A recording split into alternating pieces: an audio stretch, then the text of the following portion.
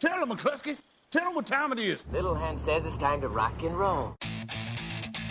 All you people are so scared of me. Come quietly or there will be trouble. Man, that's just me. I'm Batman. This is Sparta! There is a tiger in the bathroom! I'm an excellent driver. If it bleeds, we can kill it. Pop quiz, hotshot. Keep the change, you filthy animal. You hear me? Tell us who the buy is. Forget both of y'all. Really? That's how you feel? You want to feel this? Crazy? You want to see crazy? I'll show you crazy. You shot me. Yeah, he shot your ass. You damn right I shot your ass. Hello and welcome to this week's Monday Movie Show on Monday, actually Monday 25th of January. We're actually live on the Monday, only a few minutes later than planned because of technical issues, but we are live on a Monday night. Dun, dun, dun. That actually sounded pretty good, thank you. I haven't used that voice for a little while. No, yeah, we were talking about the fact that I'm a little bit froggy this week, so I won't be able to do something like that. If I do that, I might probably keel over and die out, spluttering and coughing my guts out. And I think I've probably gone and used my voice just doing that, so it's going to be an impression-free show, which is a good thing if that's the case. Yeah, it isn't going to be our busiest show. We were looking at next week's show, but we've got a fair number to go through in this week's show, because what have we got coming up exactly? Well, in the cinema section it's where all the busyness is, because we've moved one film forward from next week's show into this week's show, because you've seen it. So and it is released today, unofficially. Yes. Yeah. Its technical release date is Friday, but we are reviewing it early, which is a good thing. But we're looking at comedy sequel, Huge Massive Airport with Ride Along 2. Then we're looking at it's a bit of a weird movie, drama, comedy, thriller, a bit of horror in there as well, with The Big Short, science fiction teen movie with The Fifth Wave, the movie that we're bringing forward from next week's show into this week's show, comedy Dirty Grandpa, and then we're ending off the cinema section with Our Brand's Crisis. Yep, and then of course home releases, not so many this week, but quite sort of packing some punches, because we got some great performances, and one at least I believe that has a Oscar nomination in there too. Yeah, so we're looking at Tom Hardy in the Craze movie Legend, 99 Homes, and Australian kids adventure film Paper Planes. Yeah. If you're listening to us live, as usual, you can join us in the bottom right hand corner of the Spreaker website. Yeah, there we go. The web chat link in the bottom right hand corner will bring up the chat icon for you to send us messages, and be kind. Don't be, lewd, crude, or anything else. But you can always give us feedback on, as usual, the show, on things that are going through, including the top 10, which we'll be getting through to in a little moment. But first off, as usual, some news. Which is normally you start off first. Well, I was letting you go first this time, but I'm okay. I've only got the one piece of news this week, because you've got a whole bunch of them, but yeah. Starting off with one that I really just don't care about, don't want it to happen. I've just had enough of horrible remakes been happening. We're getting a remake of Labyrinth. Yay. Yeah. It's Columbia TriStar. They've made a deal with Jim Henson Company, so they are going to be sticking with the whole thing of it being, Jim Henson Creations, with the Henson Company. But they're going to make a remake of the original film, which is now 30 years old. Ouch. Yeah. That makes me feel old. Yeah, 1986. Isn't that just... That really does make me feel extremely old. Yeah. Apparently Nicole Perlman, one of the co-writers of Guardians of the Galaxy, has been brought on to write the screenplay. There's no mention yet as to do what's going to happen with casting or whatnot. Obviously, the late David Bowie will not be able to do anything. But whether or not there's going to be any kind of connection or role or anything for Jennifer Connelly is yet to be seen. The only thing that gives me a bit of confidence is Nicole Perlman, who did do Guardians of the Galaxy, and she did do a really good job on that. It's a very witty script.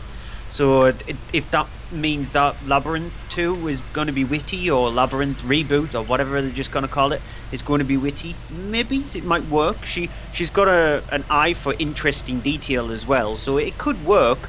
But please, if you are going to remake it, go with puppets and animatronics. Yeah. Don't go CGI. Well, hopefully that is what will happen if they have made the deal with the Henson Company.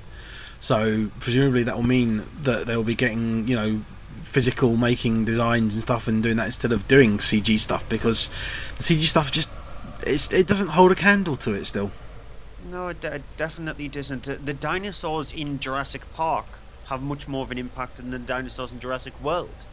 So you just look at look at a film that was released in the 80s and look at its remake or reboot now and put it side by side and see which one you prefer, whether you prefer the practical effects or whether you prefer the CGI effects to now. Because the thing you have to realise is CGI outdates itself pretty much a couple of years down the line when more better technology is released. Whereas if you look at practical effects, you look at films like The Thing, Jurassic Park, Labyrinth, the original Labyrinth, things like E.T. even, they still hold prevalence now. They still look really well created. The only time that CGI effects really work is when they are supporting physical effects to clean them up or to, you know, make them match or do things to them and stuff to, you know, add a little bit of magic to the on-screen ones there, because when they're there already it gives them something to work off of. When they're doing it completely from scratch, that's when it doesn't work, because it doesn't fit in, it doesn't stand, it just looks like it's been plugged straight in the middle. Yeah, so you want to do something like a Mad Max rather than a Sky Captain. Yeah. Oh, definitely. Sky Captain. Bad memories. Sky Captain, The World of Tomorrow. Now that movie hurts your eyes because it's one ugly movie. So it was ugly when it was originally released, but it is still really ugly now. It's even worse.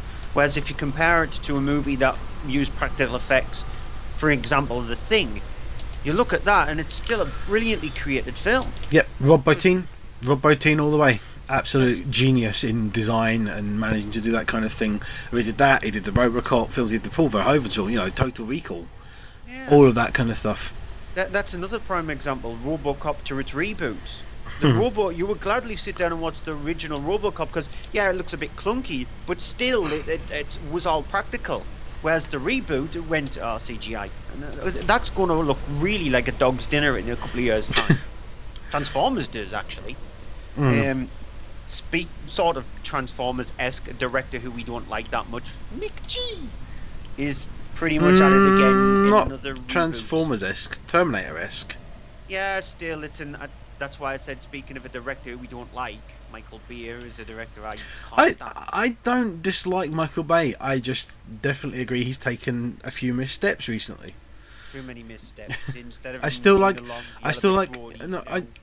his old. I still love things like The Rock and Bad Boys, and even Armageddon. You know, that wasn't donkeys ago. He hasn't done a decent film since then. So it's from what we hear, and anyway, he's not going to break his curse with the movie that he's next week, 13 Soldiers of Benghazi.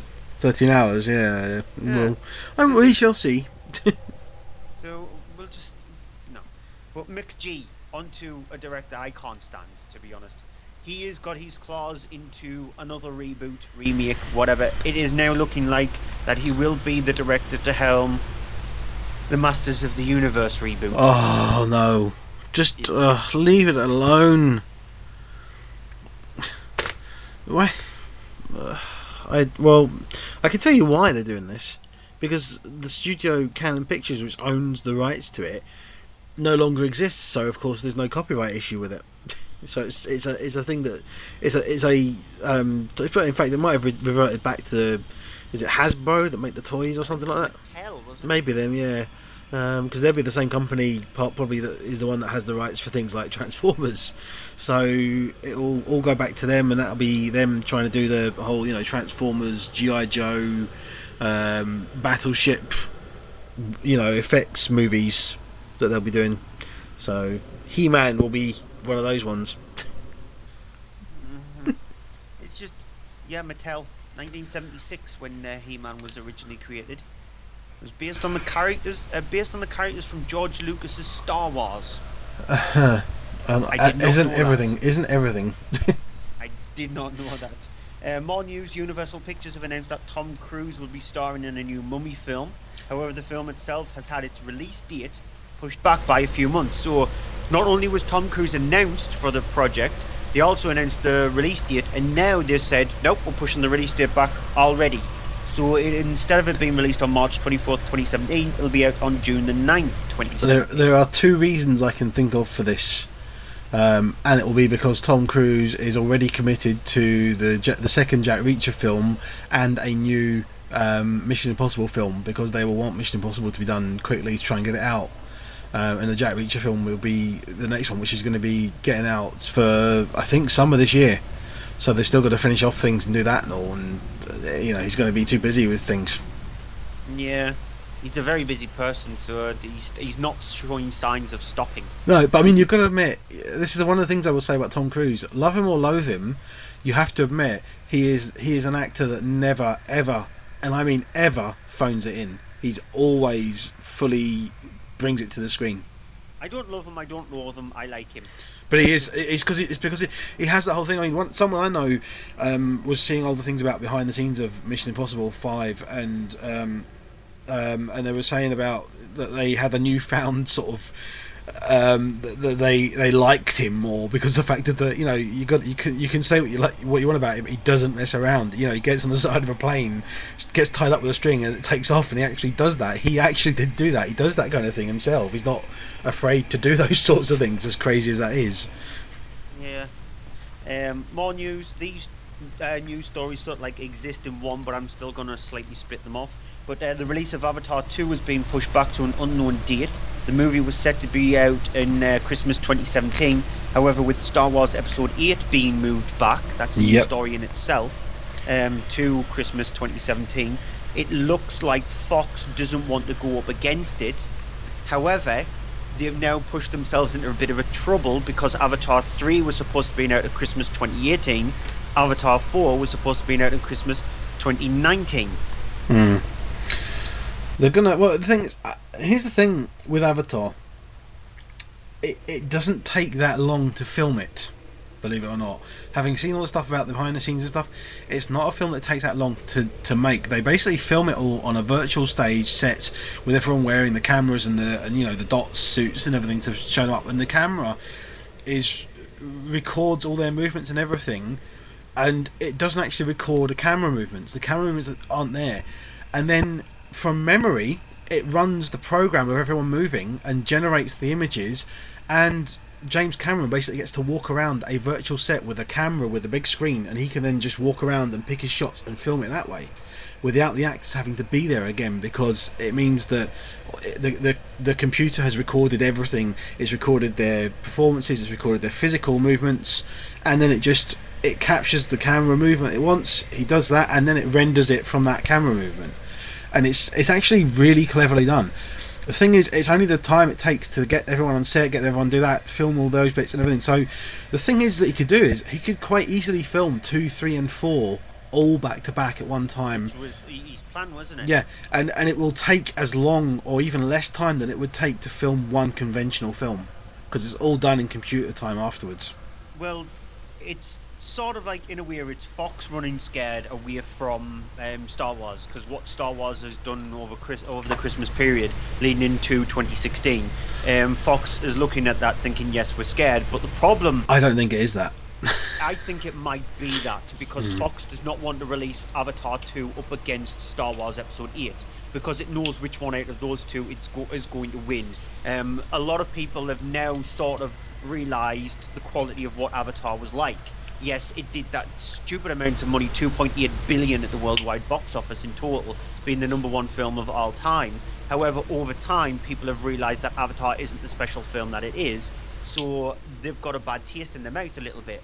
When you go up against a movie like Star Wars, considering Star Wars has done stupid amounts of money, it's still out there, and it looks like it'll probably be the second highest grossing film that might have trouble getting to Avatar's level. Fox would want to try and get as much money as they possibly can to come in for Avatar 2, 3 and 4, so they're going to move away from it. So the smartest thing for them to do is push each one of the Avatar films back 6 months, move them into the summer months rather than the Christmas, move them into the summer months, so then you've got them away from Star Wars, and so you'll have a better box office then, if that's the case, if that's the way Fox is looking at it.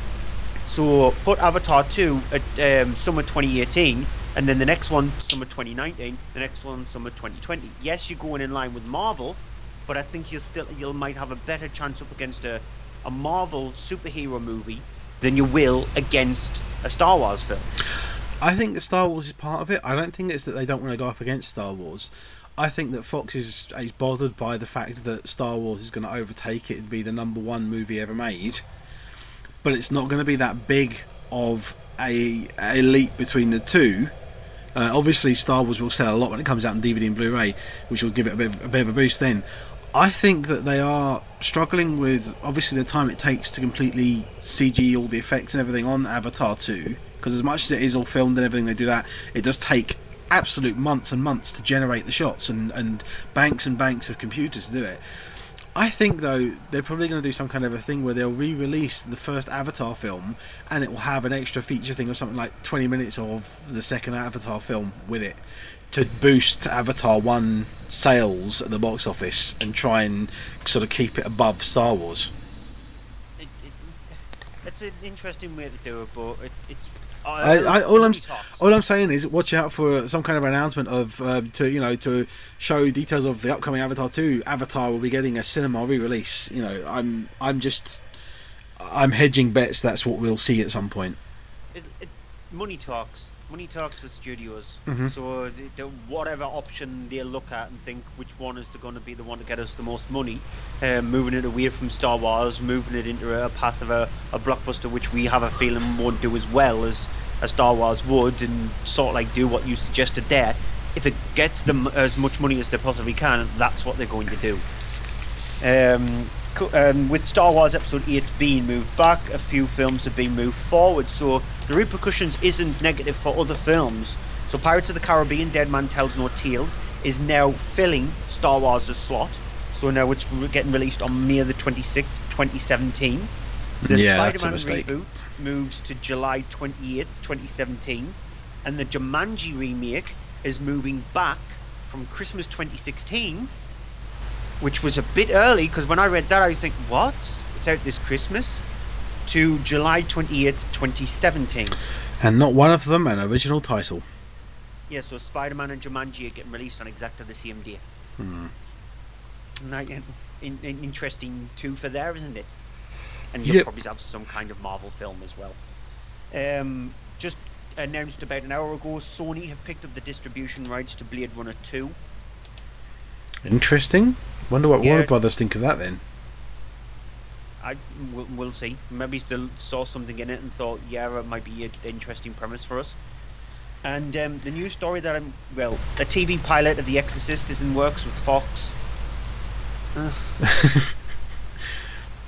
You'll probably like it. It'll be, some kind of it'll be one of these ones that's like a 10-part thing that covers one exorcism or something. Pretty much, yeah. And the final piece of news story, it's not very much news, but I like to look for a weird thing, and I found this actually quite funny. But audiences at the Sundance Film Festival, which is happening at the moment, which is where Blade Runner 2 is being picked up by Sony. It's a place where they show off independent films and hoping studios will actually pick them up. But have walked out of the latest Daniel Radcliffe film, Swiss Army Man. Radcliffe plays a dead person who washes up on shore only to befriend somebody played by Paul Dano. They establish a friendship. The thing is, though, this is a comedy, and his character is obsessed with sex, obsessed with cursing, and he constantly farts.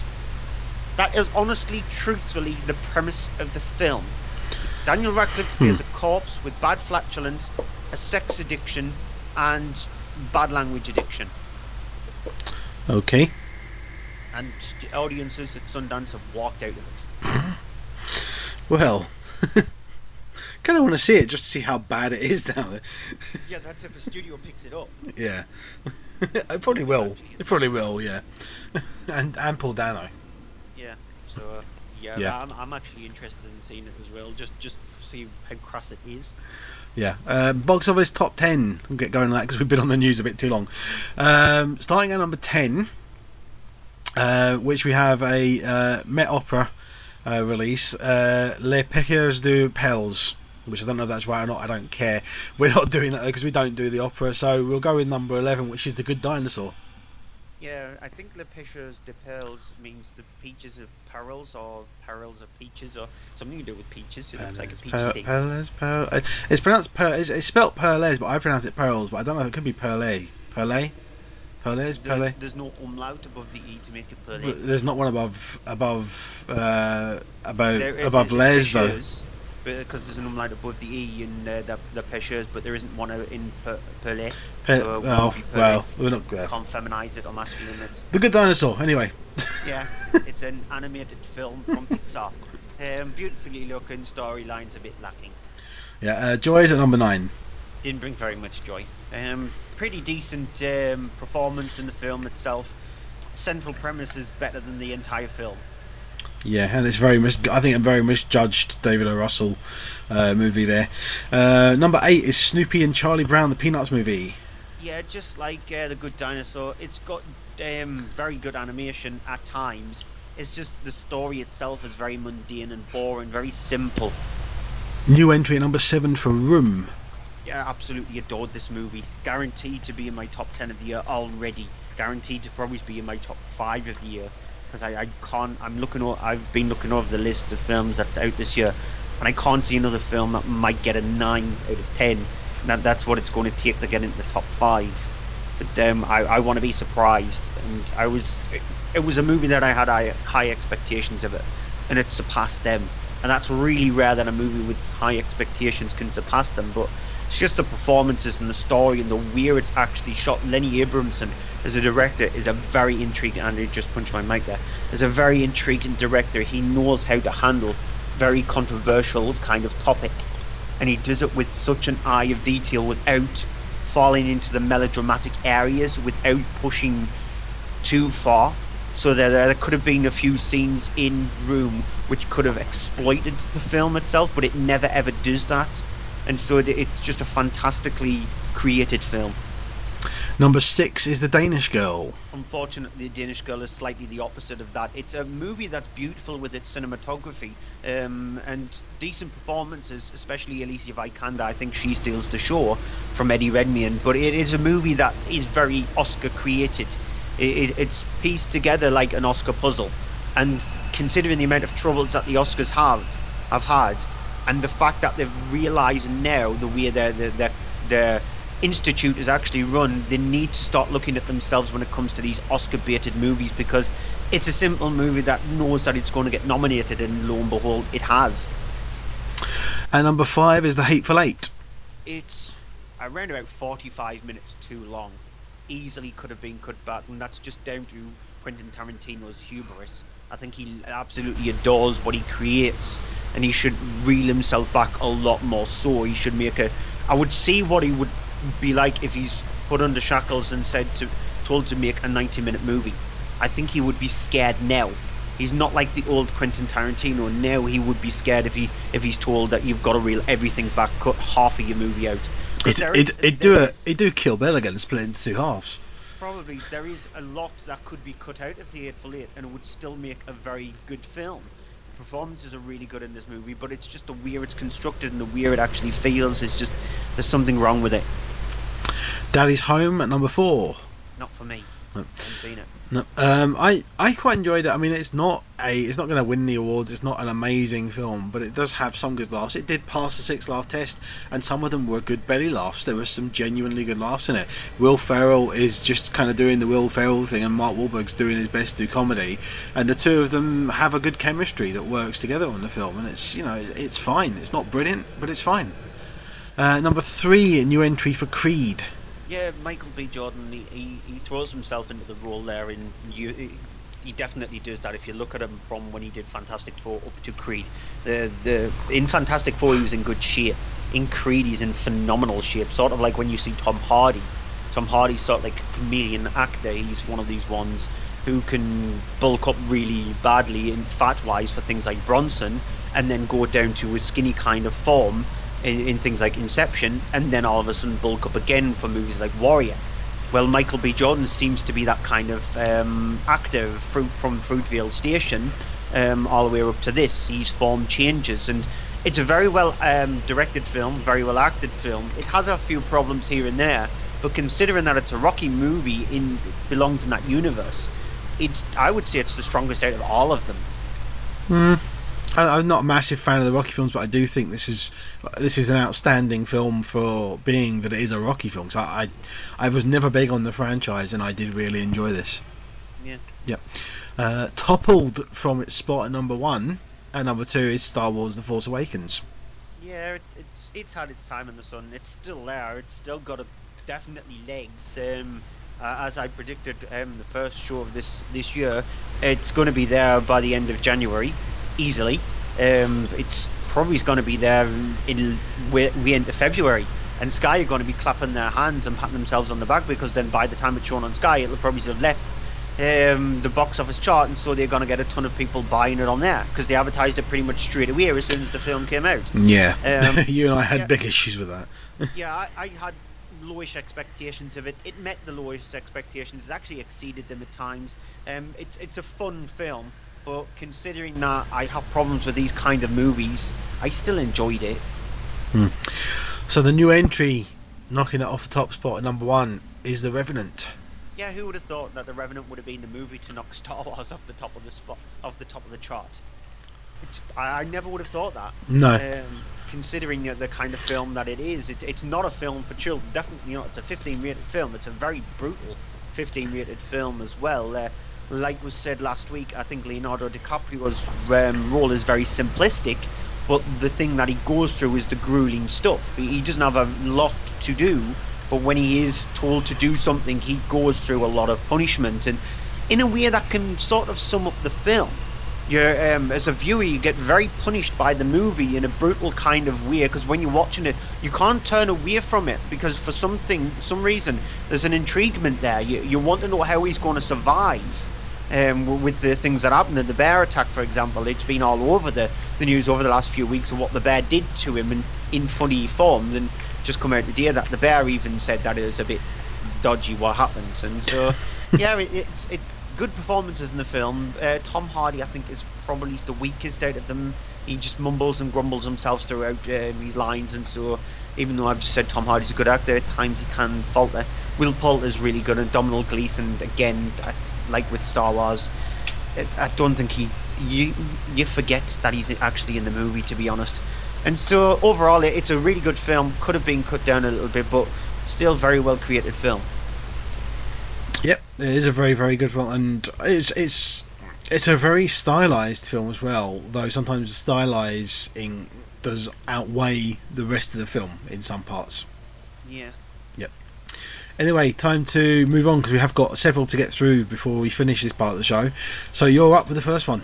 Yeah, Ride Along 2. You were supposed to review this. Yeah. I wasn't sure I was going to be able to see it, because I have been ill this weekend with a couple of illnesses. But I still did manage to get to see it. But you said no, but that time you'll do it. So. Yeah, and I had no intentions at all to see it. But it's like taking a bullet. Like this movie does a couple of times, rehashes the same jokes from the first one, gives you an indication what I think of it then.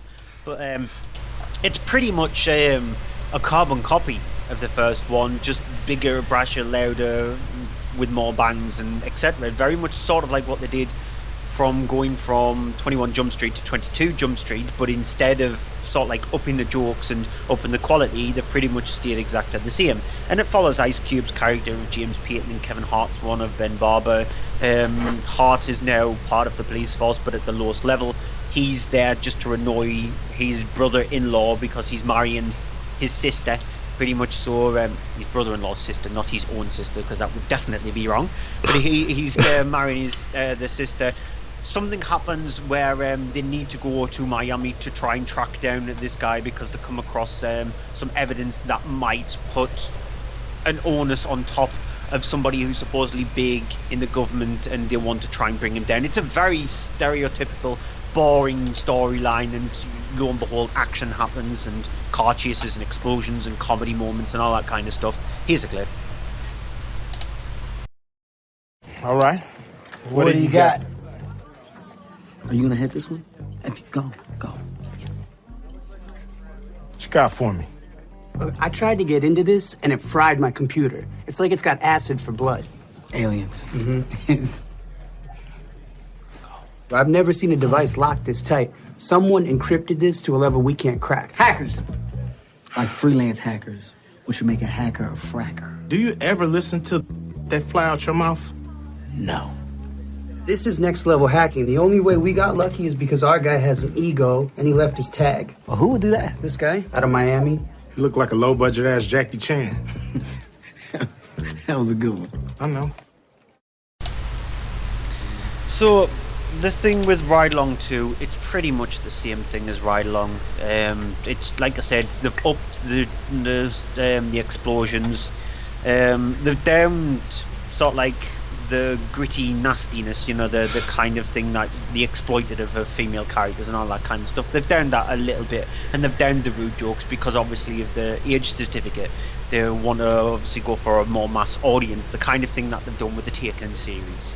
They've sort of in a way dumbed it down a little bit, but increased the amount of bang because it makes people go ooh, or it makes people giggle at the jokes when there are jokes. And the thing with Ride Along 2 is it's completely inoffensive. It's not awful, and it could have been one of those movies where you bang your head off a brick wall and going, they're rehashing the same kind of thing over and over again, and they do that, but it never becomes annoying, even though you've got things like Ken Jeong in the movie who is himself. I think he just plays himself in pretty much everything he's in, and he is 100% annoying.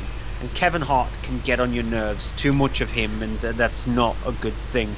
Ice Cube sort of like tames him a little bit, and he is slightly more tamer in this one. He's not like a yapping dog constantly yapping at your heels all the time, and so it's inoffensive, but it's not good inoffensive. It's just stereotypical borefest, the kind of thing that you would get like a Mick G or a film like that you would get one of those directors to do, and it's just it's fine.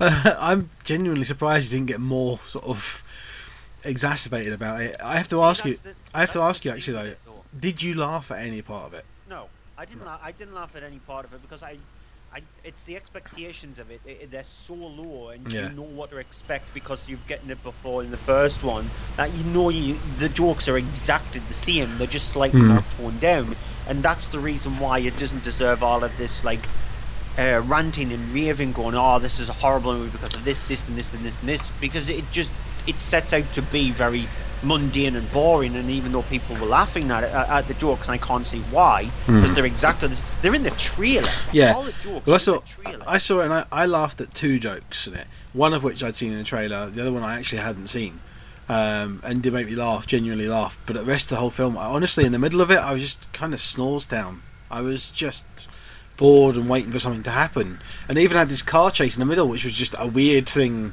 And I sat there and I was like, really, you're doing that? And it just didn't do anything for me. Yeah, you don't realise you're actually watching a comedy because the comedy elements just don't happen. It's so forced. Yeah, for example, there is a scene where he becomes sort of like an African prince just so that he can get in a party, Kevin Hart's character, and he slaps Ice Cube, and Ice Cube punches him, and he does the joke, he can't feel his face, and then it goes into slapstick kind of humour where Hart needs to try and get into this room, and he falls down, he gets sort of like attacked by an alligator, and it's just them throwing that in there because they think, it's going to be quirky and funny because nobody's going to expect an alligator. But let's do exactly the same kind of thing when we've seen a comedy film where a peacock attacks somebody or a dog attacks somebody. You see them get rustling around in bushes, and it just pretty much checklists everything that's seen in a 12-year comedy. Just goes, yeah, that's fine, let's just go with that. So on to The Big Short, which is a film that goes back to the whole economy collapse of 2007. It is a drama centering around these sort of several characters, all of whom, as we're told at the beginning, are voiceover by the character played by Ryan Gosling, that there are all these things going on, all this stuff happened, and there were some people that actually saw it coming, and basically the way it works is that they basically bet against the system because of the fact that when it would fail, they would then end up reaping the benefits while everyone else would end up losing billions. Here's a clip. This is your basic mortgage bond. Rock bottom FICO scores. No income verification. Adjustable rates. Dog shit. The default rates are already up from 1% to 4%, fellas. And if they rise to 8% And they will. A lot of these triple Bs are going to 0 too. And that is an opportunity. Okay, if they go to 8, it's Armageddon. Yeah, that's right. And no one's paying attention because the banks are too busy getting paid obscene fees to sell these bonds. But wait, you are the bank. I bet your margins are pretty nice and fat. Let's not talk about my margins, by the way. Being nice and fat. That's a nice shirt. Do they make it for men? Aren't you the bank? I work for the bank. Big bank, small bank, I like to make money. All right? So you're offering us a chance to short this pile of blocks. How? With something called a credit default swap. It's like insurance on the bond, and if it goes bust, you can make 10 to 1, even 20 to 1 return, and it's already slowly going bust. So you have this whole thing of these groups that then start looking into this. You have one group which is a small sort of firm at one of the kind of under the wing of one of the big companies that were all involved in it, led by a group which is led by Steve Carell playing the lead character there. You have Christian Bale playing a oddball character who has some kind of a sort of an autism that he struggles to deal with people, but he's good with his numbers, good with his facts and things like that, and he starts to do all this against sort of his bosses and the people that are sort of fronting him financially, and he basically ends up sort of going against them and sort of arguing and fighting with them to keep sort of this the way it's going. And you have this other group of these couple of characters that are basically sort of little underdog sort of characters that look into this, find themselves on sort of the ground entry and start looking into things along with their friend that they know, played by Brad Pitt, making his appearance as he does in a Plan B produced movie. And it's a weird film because it has this thing of it does a lot of these things where it cuts away to things. It does these kind of odd Family Guy style things where it cuts away to someone to explain it, and it does it in a comedic style, because it's even at one point it's he goes he cuts away to the camera and goes, here's Margot Robbie in a bathtub to explain it, and she's in a bathtub and she's actually just herself explaining how this financial thing works. And it takes me back to thinking about Margin Call, the film Margin Call, which we absolutely loved, and it's about the same sort of thing. It is about the same crisis and everything that happened. Margin Call is a lot more fictional around those events, and it doesn't really pertain to any particular bank. It is a general bank saying these are the kind of things that happened, and these are the people that did it, and how the people dealt with it. Whereas this is more from the other side of it. It is more technical, and it does show more about the people these were real people, and this really happened, and these are the ones that were sort of involved with it. But it shows the kind of the guys who saw this all happening, decided to try and sort it out, and they made basically claims with the banks for insurance against it happening. And the banks were like, "Oh, sure, you're going to give us money, we'll take it. That's fine. But if you're going to just throw us money at us, we'll take it. It's never going to happen, so you'll never get it paid out. But you want to pay us the money, we'll take it. Fair enough." And then, of course, it happened. But it's all about them looking into it, them realizing it happening, and then them kind of freaking out about it. Especially Steve Carell's character absolutely has almost a breakdown of proportions in the film when he starts discovering it and finding out things. And the thing is interesting is that it manages to do that thing of it makes it relatable, it makes the characters relatable, it makes the situation relatable, it makes the whole thing of the actual finance situation, even if you're not into finance and stuff, relatable and understandable to a basic degree. It explains things, and it doesn't go into them far too technically. It just does things like uses analogies and has cutaways to people explaining things, going, well, this happens and this happens, and that's all you need to know. And it does this with a little bit of a gusto and a humour and a wit about it, that there are some bits that, and it's not that it's trying to be a funny film, there are just little bits of humour put in by the characters here and there, which keeps it witty, keeps it light-hearted at times, even though it gets heavy when you do go through the scene when Steve Carell's character realises something, and he's been talking to someone for a while at length, and he just basically say you want something to eat? He's like, no, generally I feel sick. Just the way he feels of learning all this and realizing the economy is in such a bad state. And it's a film that I did not expect it to be, first of all, as technical as it is, but yet still be as dumb as it is about that, and yet still be so entertaining and not get boring. And for a 2-hour film, you come out of it and you just I absolutely loved it. Was blown away by it. It gripped me. I've now seen it 3 times, and I absolutely loved it. And each time I saw it, there was more that I picked up on it, and more that I found shocking, and yet also humorous at the same time. See, I'm not as enamoured with the film as much as you are. I really like the performances in it are fantastic. I think Christian Bale is really good in it, but I think Steve Carell is better. Yeah. I think his character goes through pretty much a journey that you would actually go throughout the film. His mind constantly changes, and he's questioning all the time, whereas I think Christian Bale, for what he does with his character, he's sort of like isolated from everybody else, but it's just a bit too nuanced, whereas I think Carell is much more fleshed out. So I think he should have been the one to get more of the plaudits rather than what Bale has been getting. I agree with you there, yeah. I think the film itself is too cocky at times. It's too into its own hubris. It's a very intelligent film, and it's aware that it's a very intelligent film. But it's a movie that I think it oversteps the mark at times. I didn't much like the cutaways that much by going, oh, here's a famous film star. She's going to explain exactly what this means. Oh, he's Margot Robbie having a bubble bath. She's going to explain that what it means, because then it's sort of like talking down to people, going, the only way you're going to understand this is if a gorgeous girl in an interesting situation is going to explain this this complex thing to you, when in fact the film itself was doing a fine job of doing that. Because the film, even though, like you said, it's got very complex issues in it, it never talks down to you until it gets to those cutaway scenes, and so it made me feel, actually I'm following the movie fine, but you're making me feel dumb now. And that slightly annoys you. But also, what I did actually like about the film is, in a way, it's trying to make you feel not sorry for anybody, but you sort of side yourself with the people who find this thing that's happening. Because when you see that they're going to make money out of it, the way it actually leads up into that, and them showing what happened to the banks and what they did to them, you're angry at the banks, and you sort of like saying to yourself, I'm glad that people actually saw this and sort of like got something out of it, because yes, the banks absolutely screwed people, not just in America but across the globe as well, and they absolutely screwed people, but these people actually saw it. They realized that it would have been nice if they could have alerted a lot more, but the way they actually said that is that nobody would listen to them. Lawyers wouldn't listen to them. The TV stations wouldn't listen to them.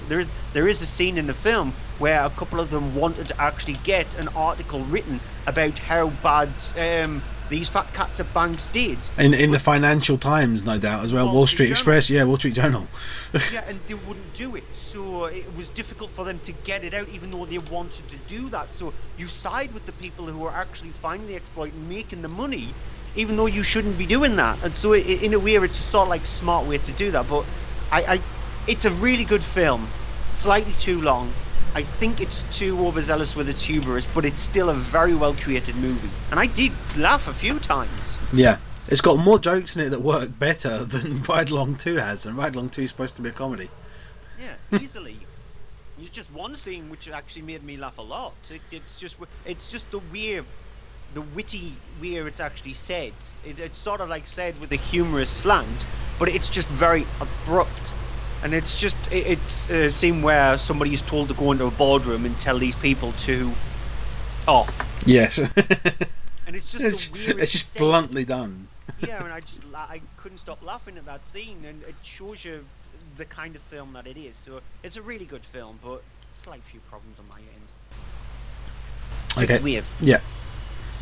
Directed by Jay Blakeson, who did The Disappearance of Alice Creed. Now, this is another one of those teen movies, but it's sort of like, if you've seen films like Tomorrow When the War Was Won, the Australian movie, or Red Dawn, the remake, they're sort of like movies that, in a way, they're pitched at teenagers. So the audience they're looking at is probably between the ages of 12 and 15. Now, this is a 15-rated film, so very much in the vein of Tomorrow When the War Was Won and Red Dawn, and it's got that kind of feel to it. It centers around Chloe Grace Moretz's character, who plays Cassie, and she's living in a post-apocalyptic world. Aliens have come and invaded Earth. They've already gone through 4 of the 5 waves, which involve things like bird flu, so influenza, which wipes out a lot of the population, panic, things like that, tidal waves, which sweep through multiple cities. And this is explained in the first 15 minutes of the film. The rest of the movie centers around Maritza's character, who tries to find her brother after they split off when her father is killed at this camp where the army is set up. And she needs to try and find his brother with the help of somebody else. Here's a clip. Hey, it's okay. You're safe here. No. Alright, we're not safe anywhere anymore. Why did you want to know how close Rat Patterson was? It's my brother. The army took him there, so I need to get him back. What? You should eat. You gotta get your strength back. Why'd you bring me here? What do you want? My family. I couldn't save them. But I could save you. The way everything's happened, I guess it just makes me feel more human. And you need help with that? Feeling human? Don't you? Now listen to that clip. Give me an indication of what you think the film's like. Well, the music just gives it. It's like, oh, this is going to be teens sitting around a lot, looking at the stars, looking at planes and things, alien things flying over, and talking about stuff, and not much more else. Yeah, and the way they're actually the much more else is sort of like sandwiched at the beginning and the end, isn't it? Because then they realise they need to actually do something. I'm trying to think of the name. I can't think of the name of the film. The film was Saoirse Ronan, where she was sent off somewhere. How I Live Now. That's it. Yes, How I Live Now. It sounds like it's that kind of a thing where they're all kind of away from the big cities where all the disaster and everything's happening, and they're isolated out in, like, a cabin in the woods sort of thing, and it's all, middle of nowhere while all the real things are happening in the rest of the world.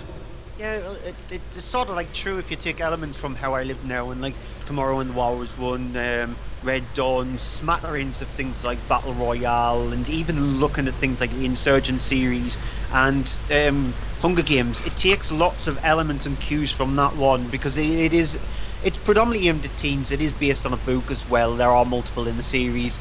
I don't think this is going to actually spark a trilogy of movies or anything like that. Very much, again, keep mentioning the movie Tomorrow and the War Was Won. That was supposed to be in a series of films, but the first film didn't do very well at the box office because the fact that the movie, its biggest problem is the sort of like audience that it's aiming at. It's been given a 15 rated certificate, and my guess is it's down to the fact that you see kids killing other kids.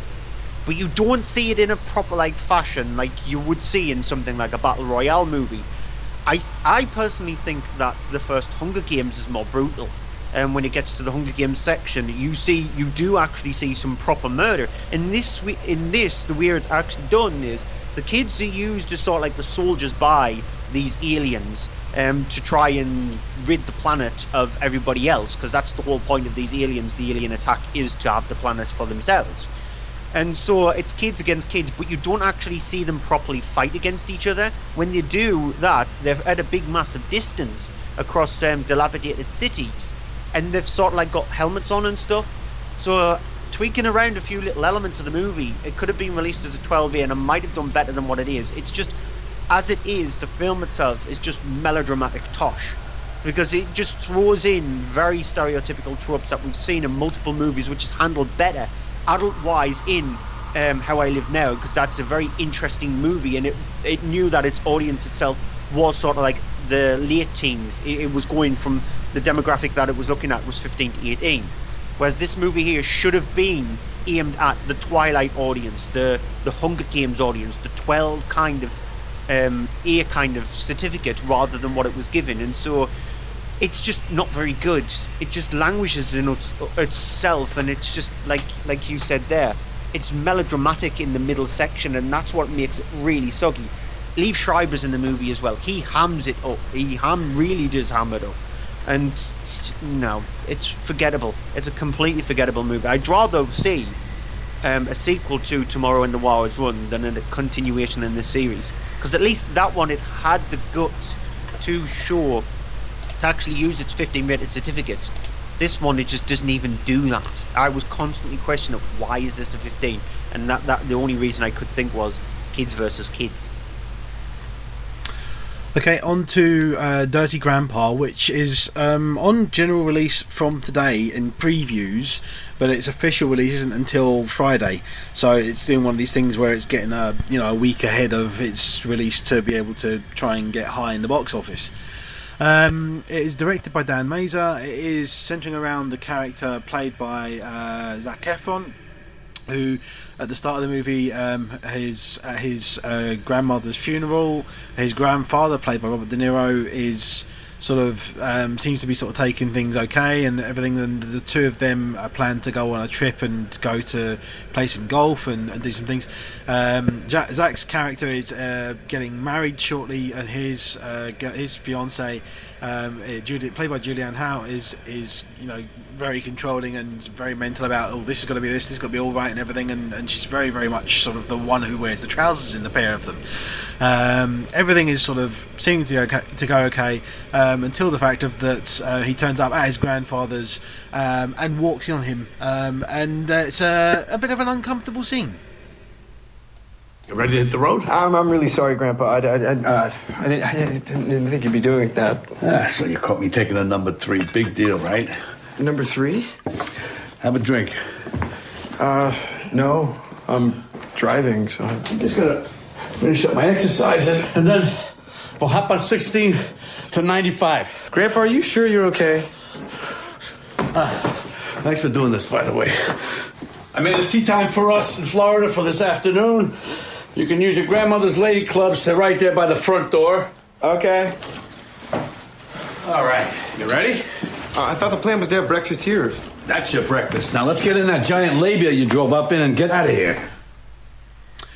The whole problem is that then, of course, they end up not going to there. They end up meeting up some friends of Zach's character who he knows from a while back, ends up agreeing to join them on like a spring break thing, and goes along with them. And the whole thing, all the way through the whole film, is his grandfather basically being perverted and obsessed with all kinds of sexual things. And it's literally a film that's just about that, and getting drunk and being bad and doing things and taking drugs and everything you can think of, like that kind of a thing, from like a Judd Apatow film, only maxed up to the max, and then some. And it's literally a film that runs for 100 and something minutes, and I guarantee you the average time between there being some kind of a penis joke in the film will be at least one every average 1.5 to 2 minutes. It's that many just constant penis jokes throughout the whole thing. It just gets boring. There are a couple, I admit, I did laugh at because they were cleverly funny, but the rest of the time you're just sitting there, you're just getting bored of these jokes now again with this, and you just kind of wanted to see him committed, because it's just getting to the point of that. It's one of those things. It's a nice idea to think, Grandad's got a good another step on him, but you just kind of sit there thinking, no, this is just depraved, and it's very tasteless. And it's Robert De Niro. I mean, he's thrown everything into the role and then some, but it's not really a role that you go and think, this is Robert De Niro at his peak. This is Robert De Niro. No, this is Robert De Niro at his perverted. Somebody gave him a blue pill and said, here, have this for the majority of the filming, and just be like that all the time. And it's really, really bad taste and very misjudged. It's basically a couple of guys and a whole bunch of the crew. I bet they were laughing themselves silly and having fun, making loads of rude jokes and just cracking up and things, and adding in things and doing all this stuff. And I bet half of it wasn't even in the script. I bet they just went, we're going to just go crazy. We're just going to have a party of a time and make this film and just do whatever you want. And that's what it is. It's a do whatever you want kind of film. Only thing is, I didn't do what I wanted to do, which was walk out. My guess is the way they looked at it, they thought, I wonder what we can get Robert De Niro to see her and do next. Probably. We've got him in the movie. Let's just exploit him. Probably. I mean, it's nice because the thing is, they probably got him to do it because it's like, we'll get Robert De Niro and we'll get him to do this kind of thing. He's never done this kind of thing before, and he probably did it for that reason, and probably because it was a good paycheck. But it's not the reason. No, you don't get Robert De Niro in a film and do this to him. You just don't. Yeah, they probably said, "Oh, we're going to get you in a comedy with Zac Efron. You're going to be his grandpa, and then there is going to be a few crude jokes, but that's pretty much it." Fine, I'll do that. And then when looking at the script, they sort of like locked into it. Oh God, I've got to do this. But yeah, it looks excruciating. It is. It's just awful. So in a way, I always get myself tempted to go and see these kind of films just to see how bad they really are. The only thing I can say about it is that it did genuinely get some laughs, and definitely more than the two that Ride Along got for me, because there's one of them that's actually a really bad taste joke, but it's done in such a tasteful way that it genuinely got a shocking laugh from myself and the audience, in a kind of like, I can't believe they did that. But you kind of go, you know what? You did it okay. You didn't just go and do it and just be really, really gross out and do. They actually had some restraint at least. But it's the whole film is literally, it's got the signs of being like a Judd Apatow style movie. Only Judd Apatow before he grew up a little bit. It would probably provoke a run from me. Then if that's the case, if you didn't like it, then I'm going to. No, I'm curious to see what you think, because I think you should try and see it, because it could possibly, having only be early in the year, be in my top 10 worst films of the year. I'm not kidding. I will have definitely seen it before the end of the year because it's out in January, so it'll be out on DVD and Blu-ray by August time. So yeah. At which point you'll probably get the unrated, uncut version with even more of the salacious jokes in it. Yeah, probably, which is not a good thing, so I'll get the worst version then if that's the case. Yeah. Final cinema release of the week, Our Brand is Crisis, directed by David Gordon Green, and it centres around, in 2002, Bolivia politician. It centres around a Bolivia politician who's trying to actually become president of Bolivia, and so he's really down in the polls by something like 27 points. You've got Anthony Mackie, who actually explains this to Sandra Bullock's character, who's the lead in the film, to try and persuade her to come and help them out. That he's down by 27 points. He is this person who's really hard to actually give a positive light on. And so she, in a way, reluctantly agrees and goes to Bolivia to try and campaign for this guy, Pedro Gallo, who's played by, I've got his name down, no, Castillo is the character. Pedro Gallo is the person who hires, but yeah, it's Joaquim de Almeida. Yeah, he's quite a well-known actor to a lot of people for American films. Yeah, and so he's the one who's trying to run for it, and she's sort of like, in the way that she actually does her things, you find out in the past that she's attempted this 4 times and failed. She hasn't done this for at least a good 6 years. She lives out in the boondocks in America, and so she might be a bit rusty, but lo and behold, she's definitely not. Here's the clip. Experience is important because the problem is that you're slouching. Stand up on the level. Come on, youth, vigor. No question. Senator, how do you respond to people who are calling for constitutional reform and greater representation for the indigenous peoples of Bolivia? Well, you do not use a blunt knife for surgery. These people are not educated. I'm sorry. These people? Are you kidding me? Enough! I've had enough. What, have we let's slid take 5. backwards? Everybody out. Did you hire me? Vamonos. Did you hire me? Vamonos. No, I hired you. Nobody hired me. I cannot be hired.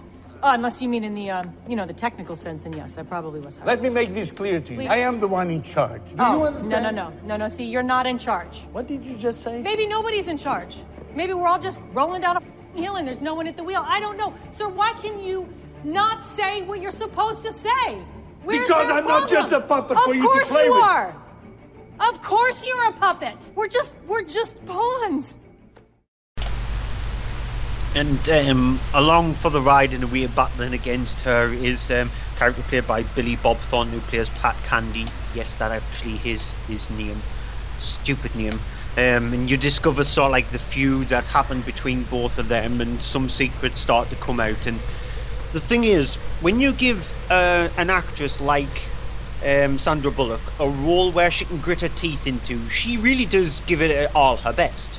She gives it as much as she possibly can, and that's what she's doing in Outbrander's Crisis. And she is interjecting some humour in there. As you heard in that clip there, she's been very serious as well, and so she can handle those characters really well. It's a pity that she's in a vapid, empty kind of movie. If you take her out of this, then you look at the rest of the people on board and you're thinking, you can't save it.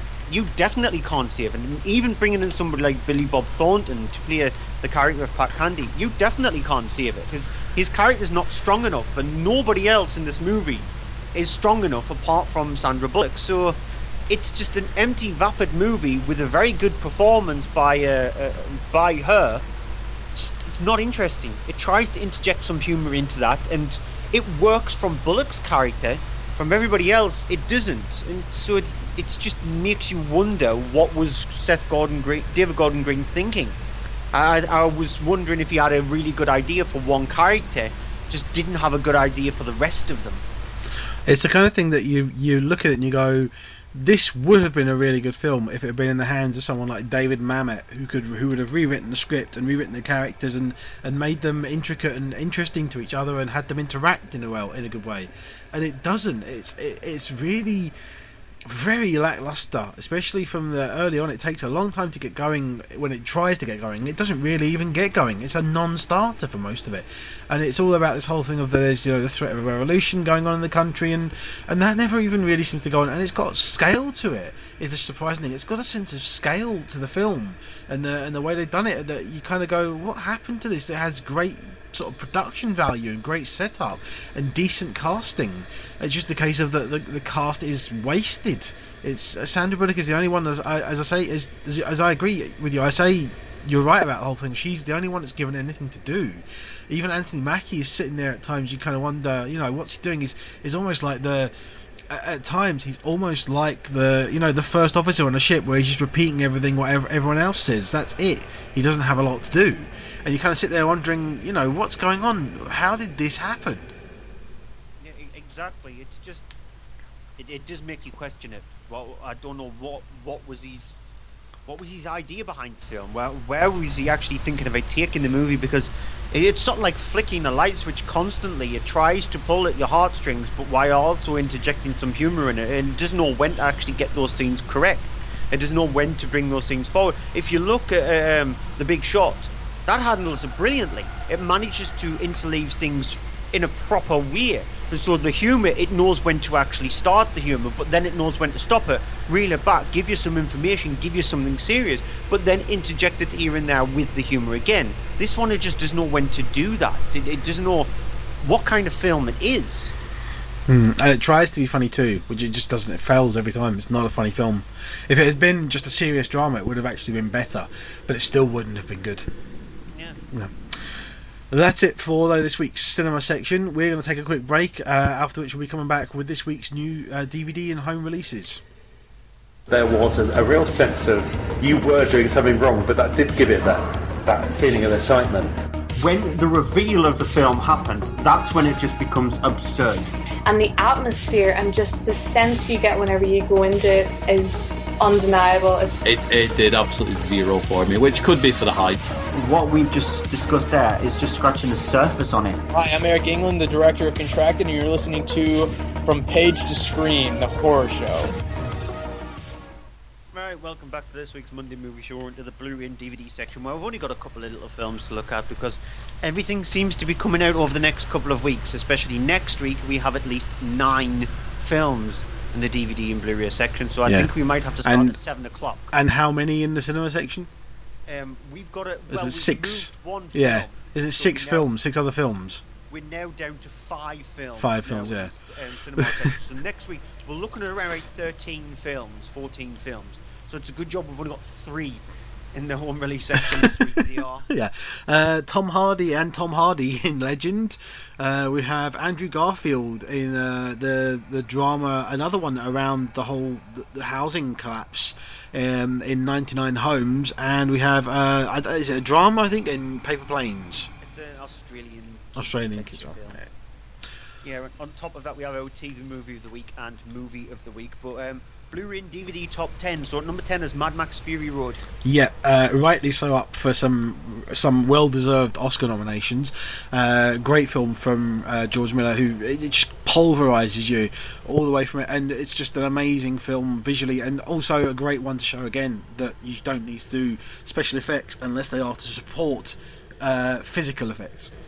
Yeah, this is one of the films that has slightly tempted me when the players come out to get a 4K Blu-ray player and buy a 4K Blu-ray, because the companies have announced when they're going to be releasing them, but none of them apart from Lionsgate have announced the prices, and they're going to cost anywhere between £25 and £40 a disc. Yeah, a bit much, bit too much. Pricey, so you know, taking the biscuit a little bit. You know, the £25 ones are going to be movies that were released a few years ago and they're just an easily quick 4K transfer, whereas the £40 ones are like new releases. I'm slightly tempted to get I'm not. This one and the 4K player, with us having the 4K TV, and the only thing I can run through it is YouTube. So unless it gets put on YouTube, then I'll watch them now. But even if you look at movies on Amazon, they're extremely expensive. They're between £18 and £30, and that's on Amazon in digital.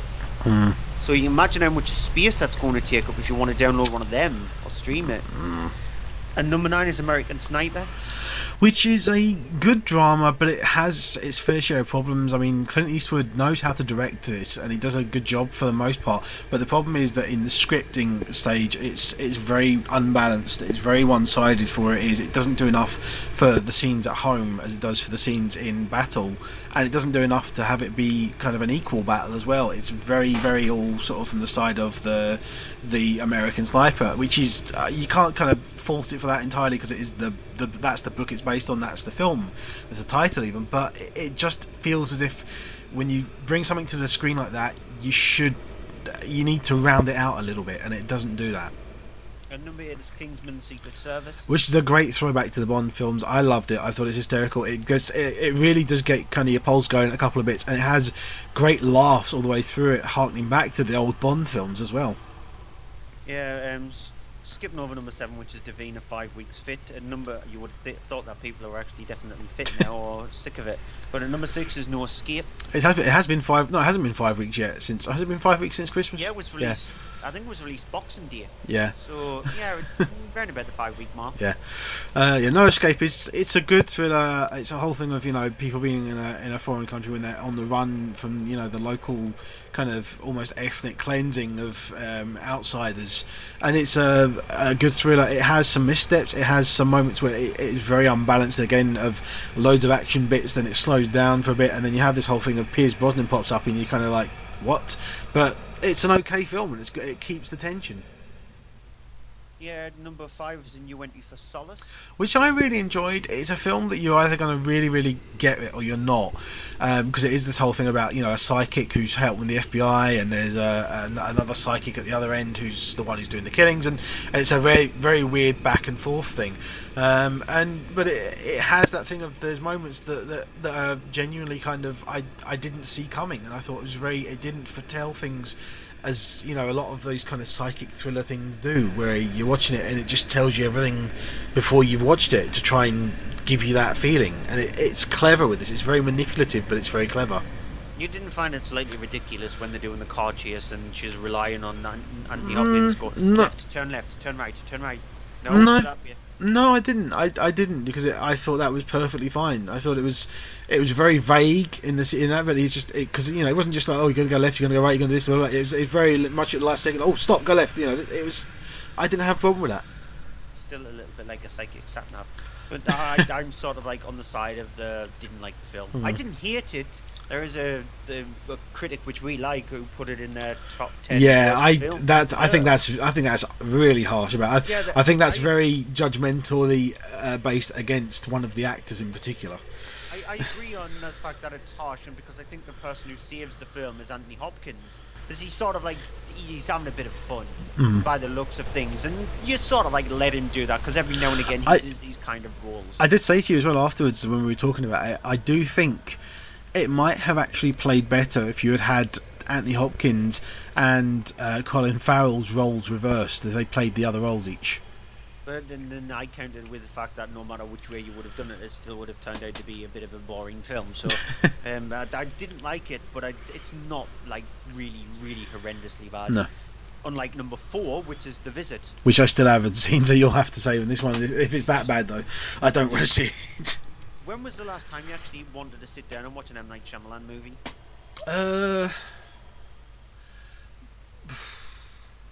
That exactly. Unbreakable? Will you ever look forward to sitting down and watching an M. Night Shyamalan movie? Probably not. Considering that he is getting his grubby mitts on Tales from the Crypt Keeper, and he's going to absolutely destroy that, and so whatever he touches, it just turns to ash. It's an awful movie. It's just everything involved in the film is really annoying. And number 3, higher than I probably anybody expected. Yeah. Better in Blu-ray and DVD than it definitely did in cinemas. So you're waiting for Momentum. Yeah, although that's not really hard because it only took £46 at the box office. It took more on DVD and Blu-ray than at the UK box office. Yeah. The thing is, I didn't actually mind Momentum. It's not brilliant by any far measure. It's got some terrible cheesy dialogue and sequences, but it has some over the top ridiculous action sequences, and I just sat there and I took it for what it was, and I thought, you know what, it's stupid, but I went along with it, and I didn't hate it. I kind of had fun with it. I literally thought, you know, hey, look, there's Morgan Freeman. He's getting his, you know, however much it is. There's his 10 minutes screen time for the whole film. You know, paying his probably about half the film's budget. And it was one of those laughable ones, and you kind of go, oh yeah, this happens. But by the end of it, I was kind of like it sets up for a sequel, which is never going to happen. But I sat there, I was like, yeah, you know what? I don't mind it's not getting a sequel because I sat through one of them, and that's fine. I don't need to sit through another one. Number 2 is Straight Outta Compton, which I just didn't like it. It's not my kind of music, not my thing. It's not a subject I'm interested in, so it doesn't really hold anything for me. I do like F. Gary Gray, who is a good director, given a subject that I can get along with. I just didn't get into this at all. I get people are saying that there is kind of potential for Oscar thing. I don't necessarily think. I don't think that the problem with the Oscars not nominating this for things isn't because of any racial thing or anything. I think it's because the film is not that outstanding as people are saying they think it is, and as people are saying they think it demands to be treated. I think it is a good, solid drama, but I don't think it's an Oscar drama. Yeah, and it's just been announced that Corey Hawkins, who played Dr. Dre in it, is going to be playing the lead role in the 24 spin-off Legacy. Okay. So it's an interesting casting in that way, but without going into like the whole debate and all that kind of stuff, I can sort of see where some people are arguing the fact that the whole reason why there's very few black actors nominated in the Oscars this year is because there hasn't been very, very many performances strong enough to sort of like give them a nomination in a way. And you can sort of look at that, and that's down to the way Hollywood studios cast their roles in it. And so if there was more roles for black actors, then there would have been more opportunities for nominations for them. And so it is catch-22 kind of thing. Yeah. That's going down a big massive hole that we definitely don't. I'm just going to say on this, the whole thing of that, in order for something to get a worthy note of saying, I think this is a good Oscar film, you have to have something there that will engage with the audience and make them think and make them remember it and go for that. And to be honest, unless you're into rapping or unless you're a fan of the NWA, this film is not going to win you over like that, just because it's the subject. If you love the subject, if you love the group, if you're into the history of that, then it will, and you might think, you know, this maybe is something for worthy of an Oscar. I just thought it was a good film. I just don't think that it's Oscar bait. It's indicative of the film itself, isn't it? Because if a movie like Amy can make you really interested in Amy Winehouse, even if you're not very much fan of her music, and nominated for Best Documentary at the Oscars, then a film like Straight Outta Compton needs to make you... It needs to have that connection. For the character, yeah. Yeah. It doesn't have that connection. No. It's missing that. And at number 1 is your new range for Everest.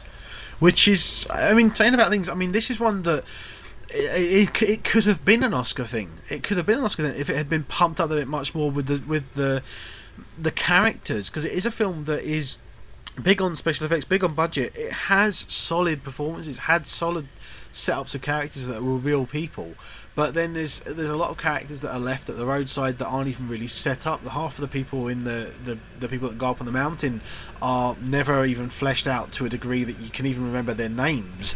And it's that kind of a thing that it doesn't have the character of an Oscar nomination, but it does have the build of one. Same thing as Straight Outta Compton. It looks great. It has a great sound mix. It has a great sort of solid direction, but nothing in it that makes you stand out. You go, what films will I nominate as an Oscar for this? Oh, that one. It doesn't have that. It's not that kind of a film.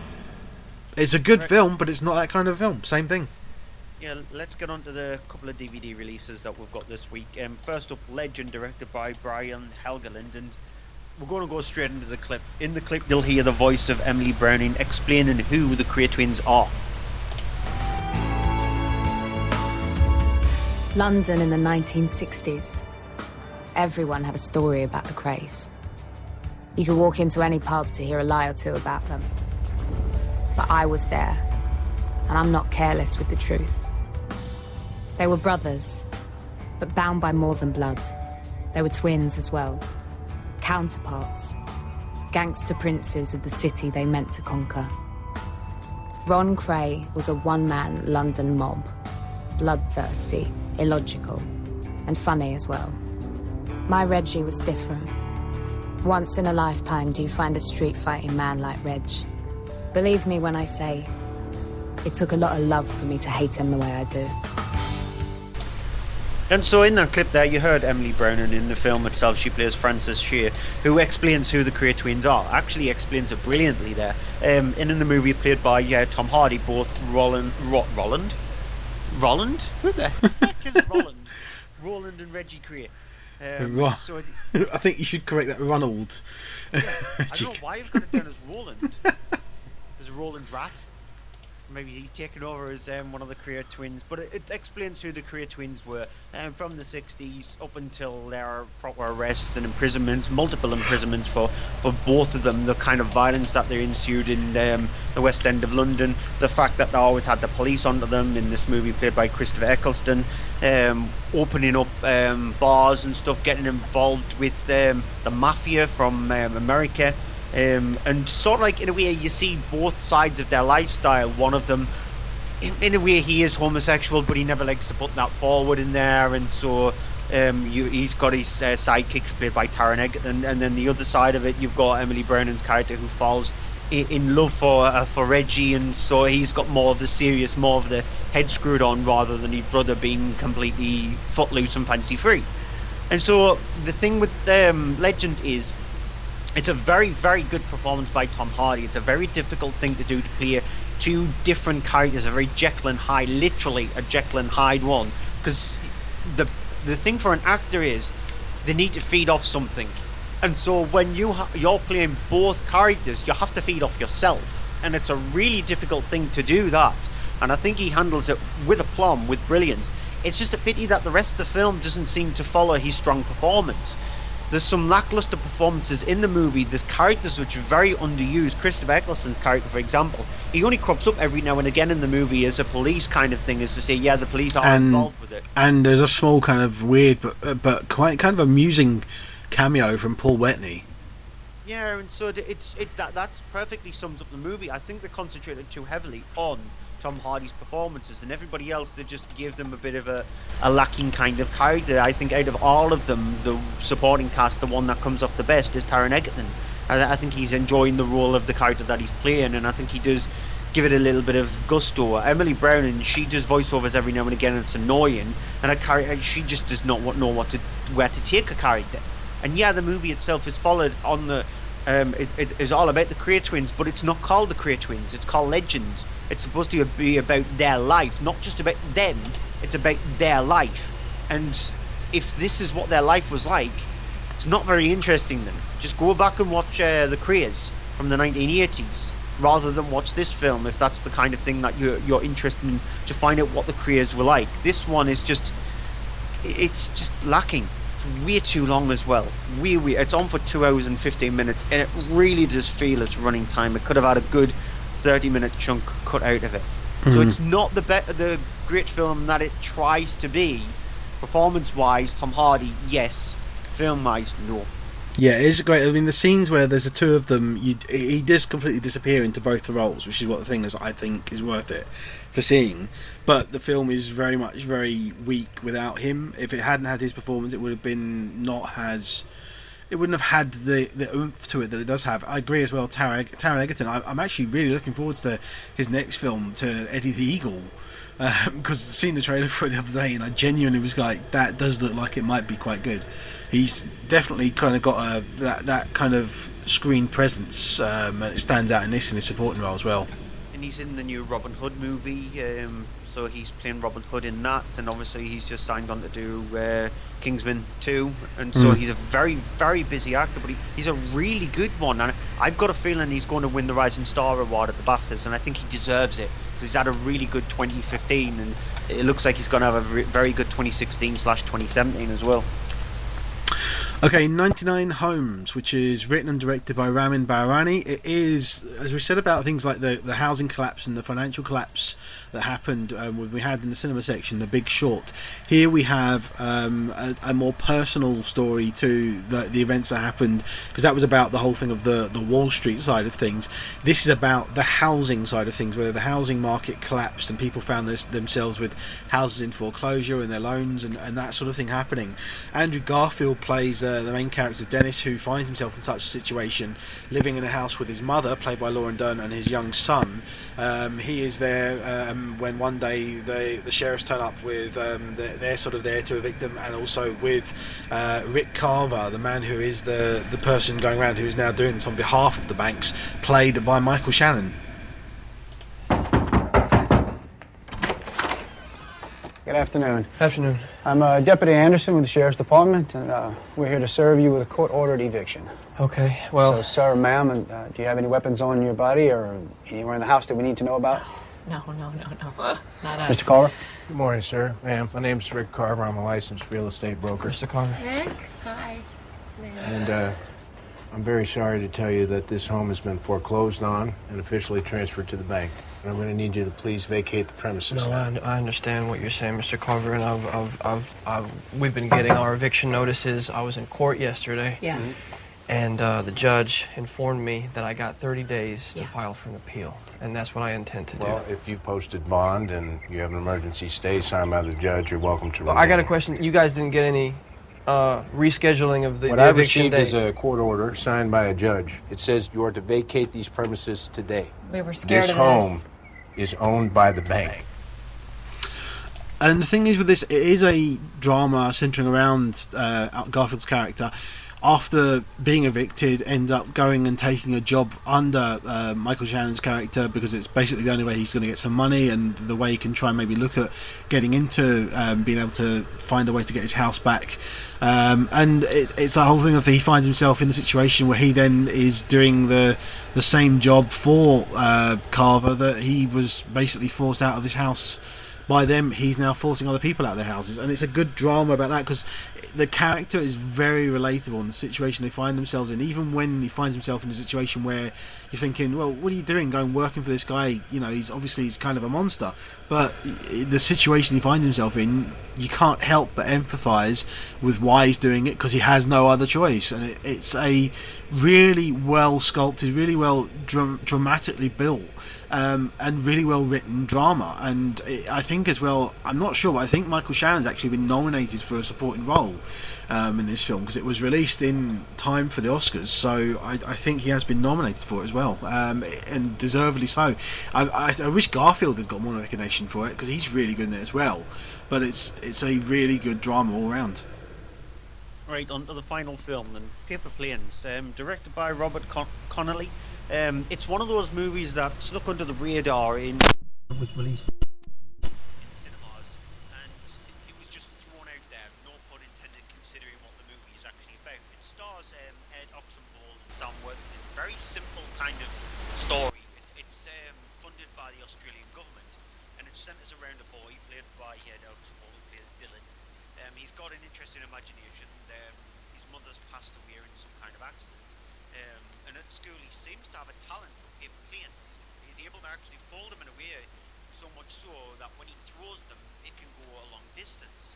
So the school latches onto this, and he ends up joining this paper planes contest, where the winner goes over to Japan to take part in the World Paper Plane Throwing Championship. There he actually sort of like goes up against another Australian rival.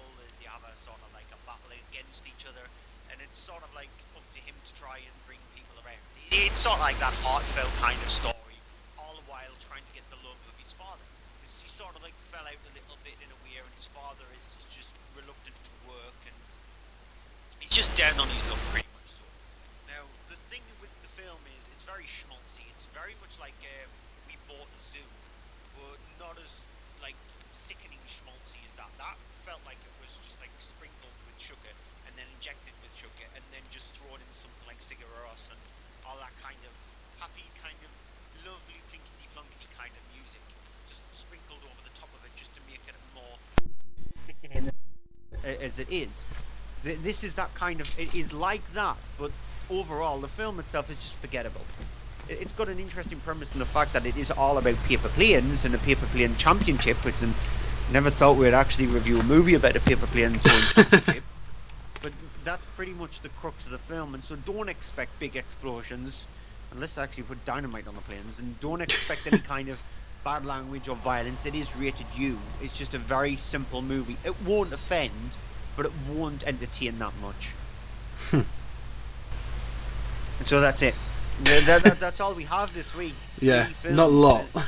Yeah, we actually had more on our Christmas show than we did this week. This is one of the lackingest weeks. Lackingest? That's an interesting word. I tried to actually find a few other films, but lo and behold, no. It wasn't possible. So that's it for the DVD and Blu-ray section. TV movies of the week. Yeah, I got 3.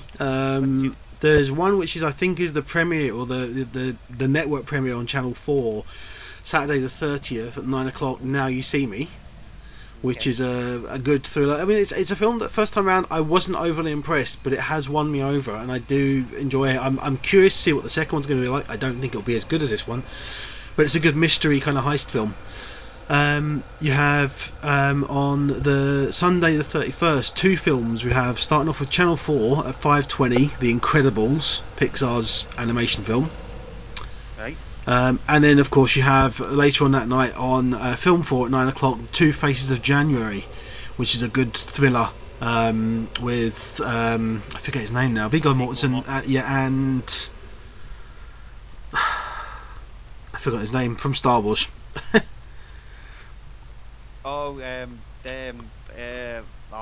Yeah, you as well. You've forgotten to. Yeah. He was in Ex Machina as well, wasn't he? Yes. And Oscar Isaacs. That's it. Oscar Isaacs. Right. Yeah. It's a very good sort of subversive kind of thriller. Very different kind of thriller with great performances from the two of them.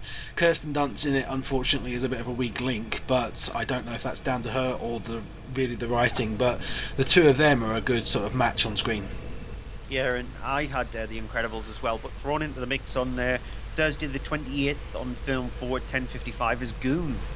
It's a bit of a it's a bit of a dumb movie. Sean William Scott plays this hockey player who's just, he's not very intelligent at all, but he has a fantastic knack of playing ice hockey. But it's funny.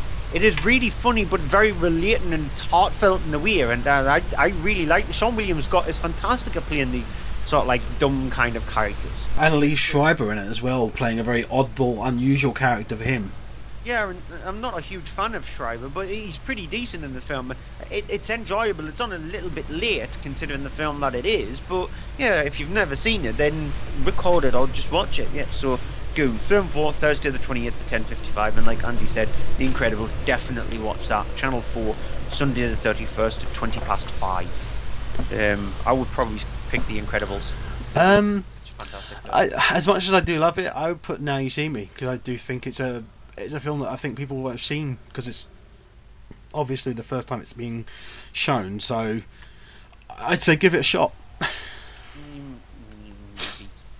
Watch The Incredibles. But that's it for this week's show. We will be back next week, Sunday, Monday, Tuesday. Keep an eye out on the mondaymovieshow.co.uk for details on that. It is going to be an extremely packed show next week, including we'll play a clip for a film that we're reviewing next week, but we're looking at things like Michael Pear's new film 13 Hours, The Secret Soldiers of Benghazi. We've got Capture the Flag and the 33 and Blu-ray DVD. We've got everything from Maze Runner to Sicario to Macbeth to The Walk to Regression. So it's a very big, hectic show next week. Like I said, keep an eye out on mondaymovieshow.co.uk for details on when the show will be. Also check out Facebook, facebook.com/mondaymovieshow, Twitter @mondaymovieshow. I'm at Cryptic Tadpole, Andy's at EHDVD. Give us some feedback, tell us what you think of the show. Leave us some comments on iTunes or any of the Android podcast apps on there. So just tell us what you think of the show. And like I said, we will be back next week. We'll play you out with a clip for Spotlight. It's a movie that we are really looking forward to and we'll be reviewing on next week's show. So until then, goodbye. Movie of the week? I always forget that. It's your turn this time. Yeah, it's normally me. The Big Short. Yeah, same for me, The Big Short. Yeah. Okay, I'll play the clip for Scotland and then we'll go. Do that. Just go, okay. Yeah, please. We got law. This is it. No, this is law covering for one priest. There's another 90 out there. Yeah, and we'll print that story when we get it, but we got to go with this now. No, I'm not going to rush the story, Mike. But we don't have a choice, Robbie. If we don't rush to print, somebody else is going to find these letters and butcher this story. Joe Quimby from the Herald was at the freaking courthouse. Mike. What? Why are we hesitating? Barron told us to get law. This is law. Barron told us to get the system. We need the full scope. That's the only thing that will put an end to this. Then let's take it up to Ben, let him decide. We'll take it to Ben when I say it's time. It's time, Robbie! It's time! They knew, and they let it happen! 2 kids! Okay? It could have been you. It could have been me. It could have been any of us. We gotta nail these scumbags. We gotta show people that nobody can get away with this. Not a priest or a cardinal or a freaking pope!